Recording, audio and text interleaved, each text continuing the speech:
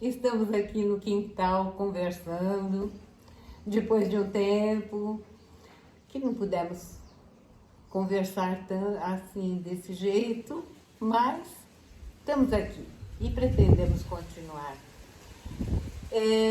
Hoje vamos trazer para a reflexão, para o debate, uma questão de direita e esquerda.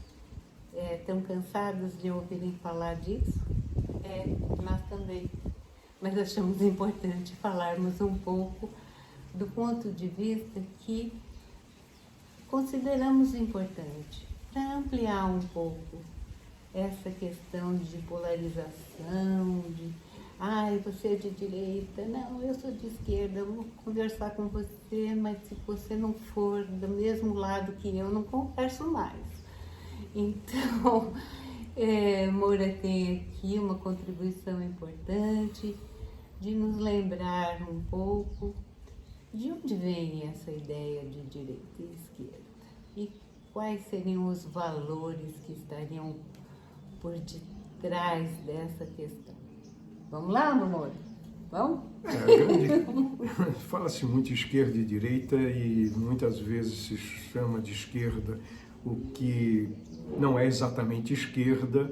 De repente, um setor da chamada esquerda diz que outro não é de esquerda, a direita a mesma coisa, é uma grande confusão. Primeiro, de onde vem essa coisa de esquerda e direita, essa separação de esquerda e direita? O mundo moderno, o mundo contemporâneo, tem como referência de organização de sociedade a Revolução Francesa. Não a Revolução Britânica ou a Revolução Inglesa, não a Revolução Alemã, mas a Revolução Francesa.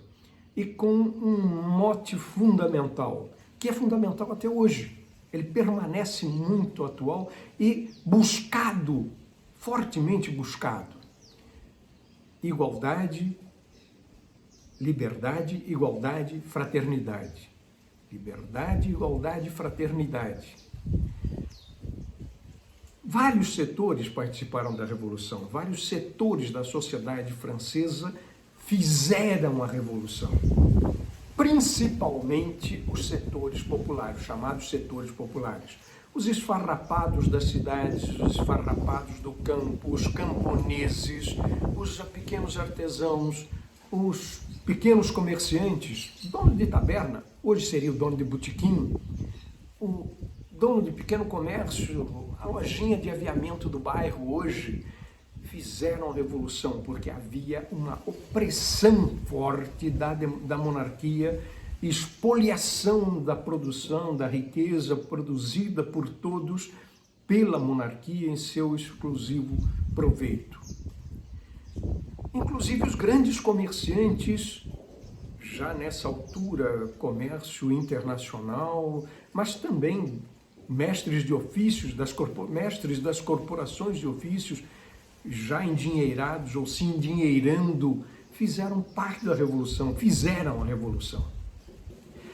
Estabelecida a Revolução, vencida a monarquia, vencida enquanto centro de poder, se estabeleceu a Assembleia. Essa Assembleia, um bloco ficou à esquerda, outro bloco se formou, outro bloco que ficou à direita do plenário.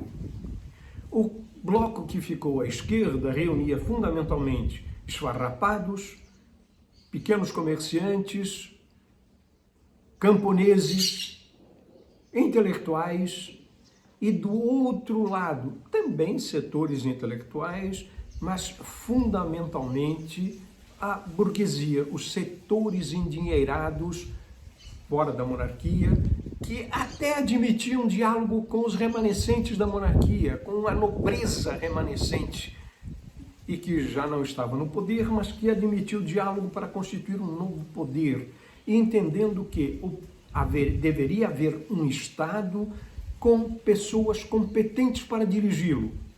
Então, já nesse momento, esse setor, esse grupo, esse agrupamento que se situava à direita do plenário, já defendia que a fraternidade e a igualdade poderiam e deveriam ser relativizados.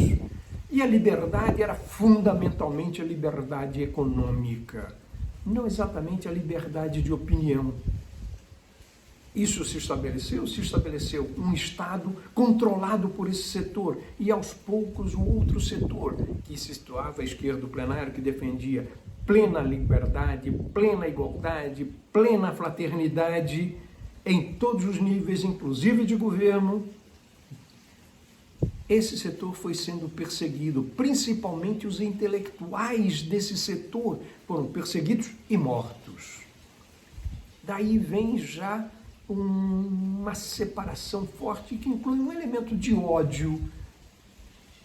Se olharmos para o que acontece hoje ao nosso redor, será que tem alguma coisa semelhante? Tem, Ilse? Tem alguma semelhança? Não. Claro que tem, né? E hoje, né? Como é que seria a questão dessa igualdade? Para muitos, e para aquilo que a gente considera hoje direita, a igualdade é uma igualdade formal, abstrata, é uma igualdade que está assim na letra da lei. A Constituição brasileira diz que nós temos igualdade perante a lei, mas é uma igualdade que não se traduz em condições objetivas de vida.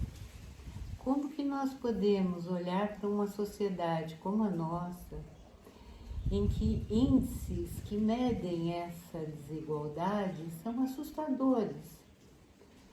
Como que nós podemos pensar em igualdade numa sociedade tão injusta, onde ainda temos milhões de pessoas passando fome? Como que nós podemos falar em igualdade? Igualdade de quê? Igualdade de dormir na rua? Igualdade de um dormir na rua e o outro dormir numa mansão? Nada contra quem dorme em mansão. O problema é quem está dormindo nas ruas, né? Então, assim também a questão da liberdade. Que liberdade é essa, amor? Quando se fala em liberdade na sociedade, não é Brasil só.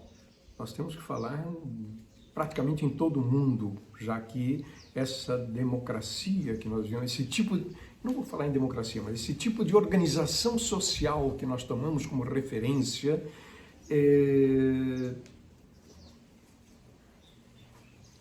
se ela tem o ódio, se ela tem a desigualdade ou a discriminação ou o distanciamento social como prática cotidiana, quando fala em liberdade, ou aquele que está controlando o Estado está falando de liberdade, da sua liberdade política, da sua liberdade econômica, mas nega a liberdade a outros setores, nega a liberdade de opinião a quem não é dono de jornal.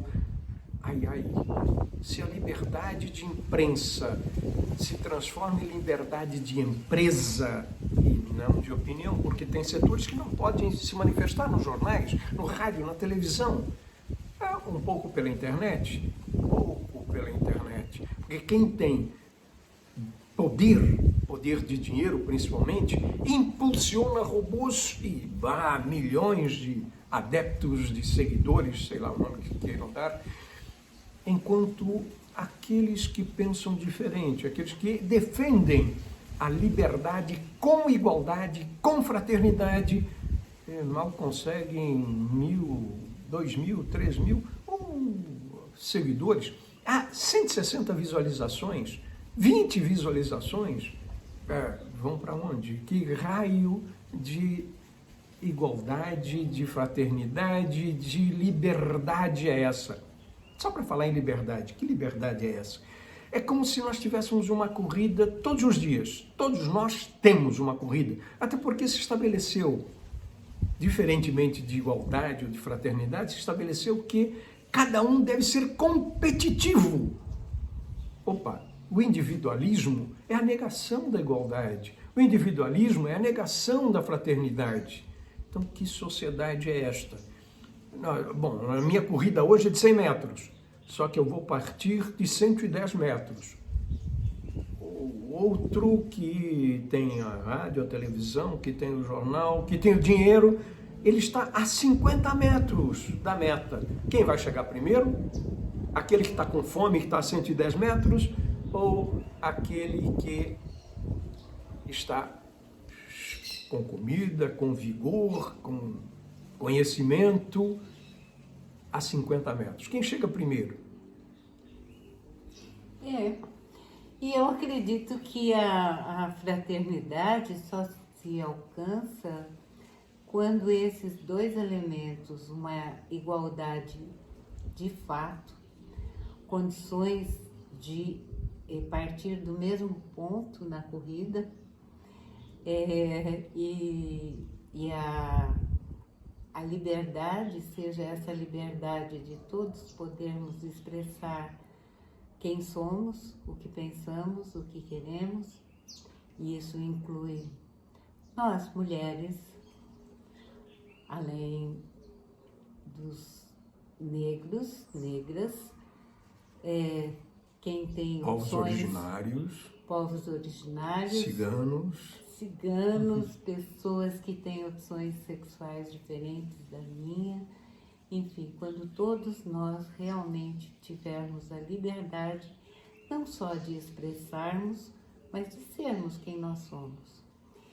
E com isso, acredito que a gente possa estar deixando como gancho para a semana que vem, se a gente conseguir,